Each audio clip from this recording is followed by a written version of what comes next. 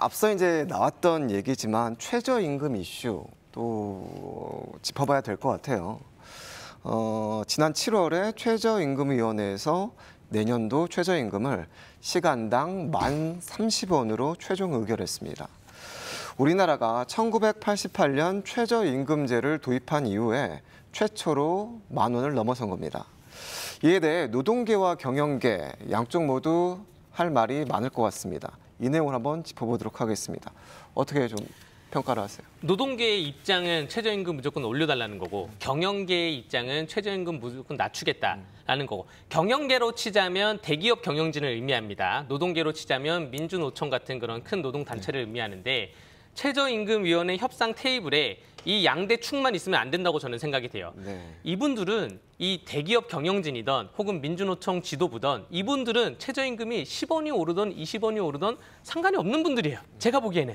대기업으로 치자면 최저임금이 올랐다? 그럼 본인들이 제품 가격을 올리면 되는 거예요. 그런 의미이기 때문에 이분들이 회의 테이블 석상에 앉히면 안 된다고 보여지고요. 최저임금에 대한 직격탄을 받는 우리 소상공인, 우리 강원도 곳곳에서 장사를 하고 있는 분들, 내가 임대료를 내고 내가 아르바이트생을 고용을 하고 이런 분들이 테이블 석상에 올라와서 강력하게 얘기를 해야지 실물 경제에 대한 이 눈높이가 맞춰지는데 지금 최저임금이 너무 많이 올랐다 혹은 작년에 비해서는 조금 오른 거 아니냐 이런 논의 자체가 노동계, 경영계, 대기업, 민주노총 이분들이 얘기해서는 좀 마음에 와닿지 않는다라고 말씀드리겠습니다. 예. 우리 유정배 위원장님께서는 어떻게 이게 사실 최저임금 문제는 정답이 없는 거죠. 네, 정답이 없는 거기 때문에 이 최저임금 상승과 관련해서 직접적 이해관계를 갖고 있는 분들의 사회적 합의가 기본적으로 중요하고 그런 측면에서 영세 자영업자 분들의 그 이해관계가 그래도 지금보다 더 많이 반영돼야 한다는 점에서는 저도 동의를 합니다. 다만 큰 틀에서 이제 국가 경제를 운영하는 측면에서 봤을 때는 실질 임금 감소를 그래도 최소화해서 내수 진작 또 소비 진작 효과를 어떻게 창출해낼 것인가 이 부분에 이런 관점을 쓰는 게 굉장히 이제 중요하다고 보고요. 두 분 다 이제 소상공인 분들에 대해서 얘기를 해주셨는데 강원도 경제의 80% 이상이 소상공인에게 의존하고 있습니다. 강원 경제가 그만큼 소상공인들이 차지하는 비중이 큰데 최저임금이 오를수록 이분들은 어려울 수밖에 없고 현재 지금 강원도의 소상공인들은 어떤 상황에 좀 놓여져 있는지.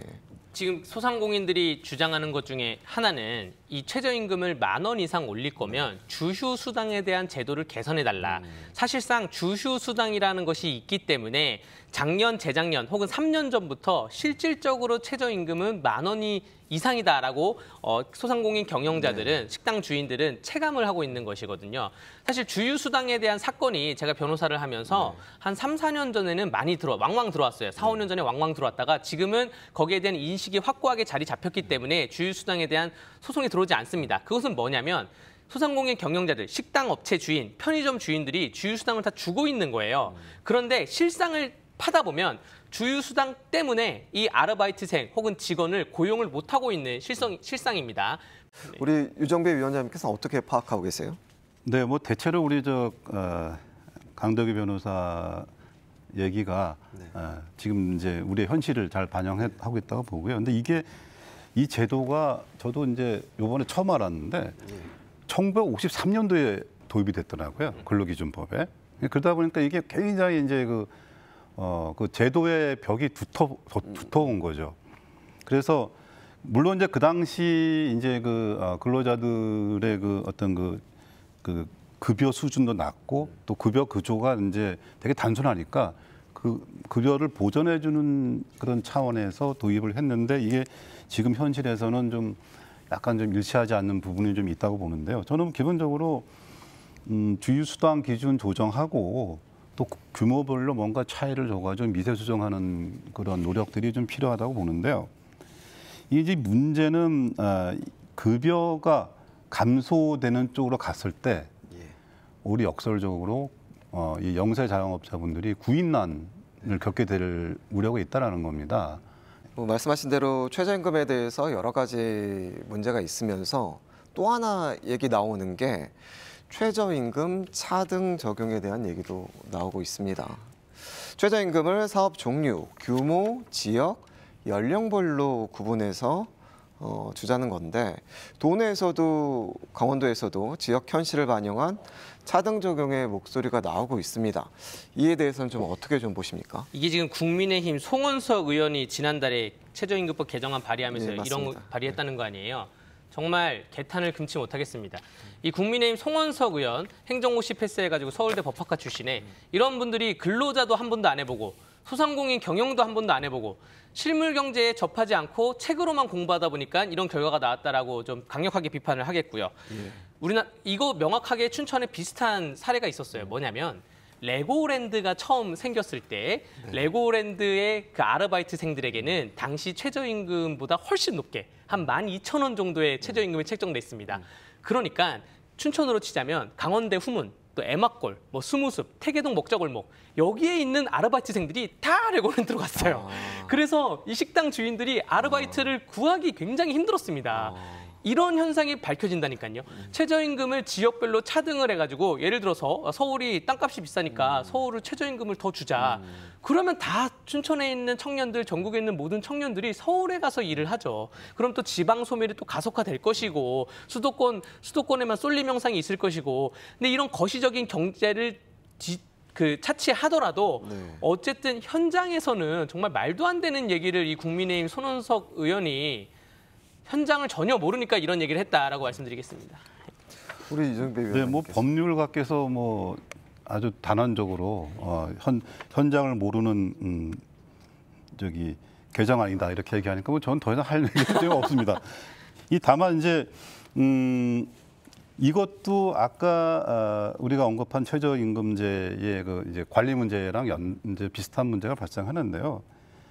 이게 그 최저임금 그 차등 적용제를 적용하는 나라가 있더라고. 이웃 나라 일본도 이제 업종별, 지역별로 이렇게 그 차등을 두고 뭔가 좀 이렇게 이제 그 구체적인 현실에 맞게 이렇게 하자라는 건데 보니까 이게 임금 하향 효과가 나타나지 않는 거예요. 그러니까 임금이 그 답보 상태에 있거나 단 100원이라도 이제 올라가는 결과가 나타나지 임금이 떨어지는 그런 결과가 나타나지 않는데 이게 딜레마가 있더라고요. 그래서 뭐 저도 뭐 법률적인 부분에 대해서는 우리 강덕희 변호사가 너무 잘 아시니까 그 차원보다 현실적으로 이 제도를 도입해서 이제 작동을 했을 때 오히려 이 도입을 원하는 분들한테 피해가 간다라는 것이 그 다른 나라들의 사례가 아닌가 이렇게 보고 있습니다. 두 분께서는 다 이제 그 차등 적용에 대해서는 굉장히 비판적인 입장을. 그나마 100번 양보하자면 지역별 차등 적용은 완전한 비판인데 100번 양보하자면 업종별 차등 적용. 지금 우리나라의 청년 일자리를 구하기 힘들어서 청년들을 고용인을 구하기 힘들어서 외국인 노동자가 투입되는 이러한 현장에서는 업종별로는 좀 최저임금을 상향할 수 있는 차등 적용을 할 수 있다라고 좀 양보하겠습니다. 강원도에는 그 외국인 계절 근로자분들이 농촌에 와서 일을 많이 하시는데 이분들은 최저임금에 적용을 받잖아요. 네. 근데 이 농가에서는 좀 부담이다. 네. 이렇게 말씀하신 분도 계세요. 굉장히 부담되죠. 제가 그래서 아까 업종별로 양보할 수 있다는 거는 바로 이 경우를 얘기한 겁니다. 외국인과 한국인의 최저임금 차등을 둬야 돼요. 왜냐하면 우리 농촌에 일하러 온 외국인들이 한국말에 능수능란하거나 혹은 농업에 전문성이 있거나 하는 분들이 아닙니다. 그래서 적응기만 하더라도 1년이 넘게 걸려요. 저기 가서 물을 뽑아라, 배추를 뽑아라, 비료를 뿌려라. 이러한 대화를 하는 적응기만 해도 시간이 오랫동안 걸리기 때문에 이것을 말을 알아들을 수 있는 한국인 노동자와 말을 못 알아듣는 외국인 노동자와 똑같은 임금을 적용한다는 것은 좀 정책상 난해인데 이 문제가 뭐냐면 대법원에서 확고해요. 대법원에서 이거는 뭐 국제 인권적인 취지이기 때문에 모든 인간은 동등하다. 그렇기 때문에 모든 인간은 동등한 임금을 받아야 된다라는 것이 대법원인데 국제 상호주의에 의하면 그러면 우리나라 국민도 다른 나라에 가서 똑같은 임금을 받아야 되잖아요. 그렇지 않아요. 다른 나라들은 각 자국민과 외국인의 최저임금을 차등을 두는 나라가 굉장히 많습니다라는 것이고 저희가 아까 주휴수당 말씀드렸잖아요. 이 외국인 노동자들도 주휴수당을 알게 된 거예요. 그래서 농사일이라는 거는 농번기 때 4월달, 5월달, 6월달, 7월달, 8월달 이 5개월 동안 바쁘게 돌아가고 겨울엔 쉽니다. 근데 이 바쁠 때는 일주일 내내 일을 하는 시기도 있는데 이게 월급제로 돌아가다가 이분들이 이제 주휴수당을 알아서 이 농가에다가 주휴수당을 요청해요. 그리고 농가에다가 노동부에 신고하고. 그래서 또 근데 반대로 보면 이분들이 비 오는 날에는 일을 안 합니다.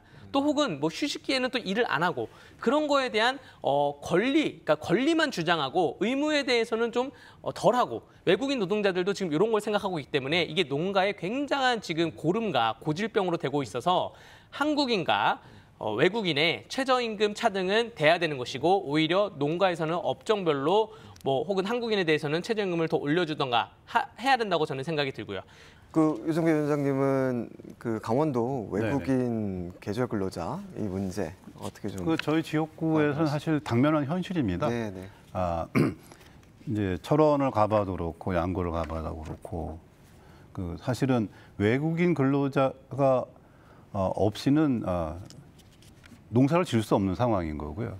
또 농업 경영을 하시는 분들 입장에서는 관리의 문제라든가 또 비용의 문제에 대해서 굉장한 부담을 갖고 있고 그래서 사실 이거를 그러니까 어떻게 접근해야 할지에 대해서 지금 저는 제가 뭐 개인적으로 이런저런 해법을 제시하기에는 좀 이제 어려운데요. 아까 이제 강대규 변호사가 얘기한 이 차별을 금지하는 동일 임금, 동일 근로 조건을 원칙을 고수해야 하는 것은 이미 그럼 법입니다. 예.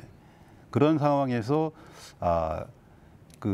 농가 경영에 실질적으로 도움이 될 수 있는 또 그리고 국제사회에 대해서 우리가 선진국인데 국제사회에 대해서 대외적으로 인권을 존중하고 노동 인권을 존중하고 그분들의 소득을 보전해 준다라는 그런 국가적 위신을 유지할 수 있는 방안이 빨리 이게 나와야 됩니다, 진짜. 이게 현장에 가보면은 이제 굉장히 심각한 문제가 불법 체류자들이 점점 늘어나게 되고요.